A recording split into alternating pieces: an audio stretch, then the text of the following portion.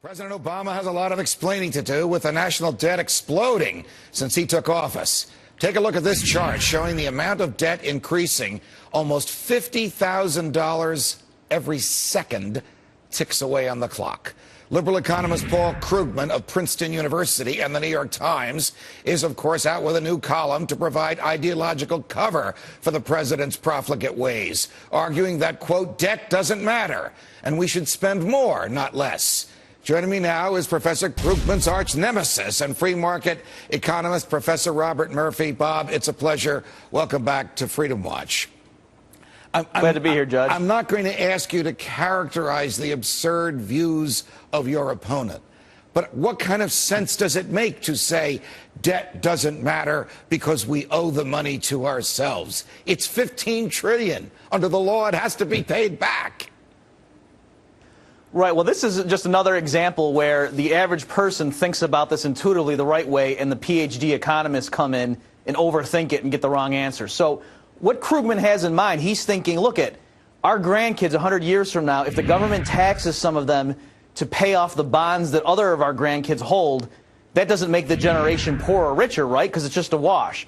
But what he's overlooking is that our grandkids who happen to hold those treasury bonds, they didn't get them for free. They would have had to have paid the government beforehand to get those. They have to lend money to the government to get those treasury bonds. So when you think it through properly and do the accounting right, it really is the case that the deficits we run today allow our generation to live at the expense of unborn future generations who are going to be saddled with this humongous debt. Congressman Ron Paul says that if he becomes president and can develop the view amongst the Congress to agree with him, he'll cut roughly $1 trillion in spending in the first year, roughly forcing the government to live within its means, roughly not borrowing any money at all to operate the federal government.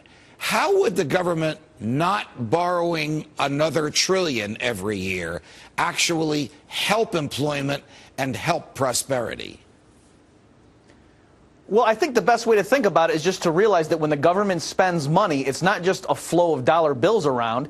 It means real resources are getting redirected into politically determined ends. So if the government has to slash its spending, that frees up real resources, meaning that private entrepreneurs are the ones directing workers and other resources, not basically politicians. And so that's, if you think that the private sector is the one that should be directing resources, that's really the source of the improvement and why the economy would do better with lower government spending. Can the government operate on just what it takes in if it does just what the Constitution authorizes it to do?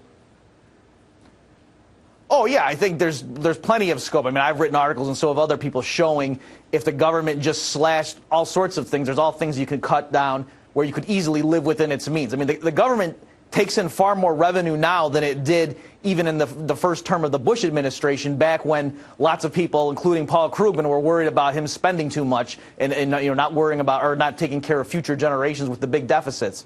So, I mean, the idea that the government right now is really hurting because it's not getting enough revenue and it's starving the poor little government, I mean, that's just crazy. Got it. Bob Murphy, it's a pleasure. Thanks for joining us.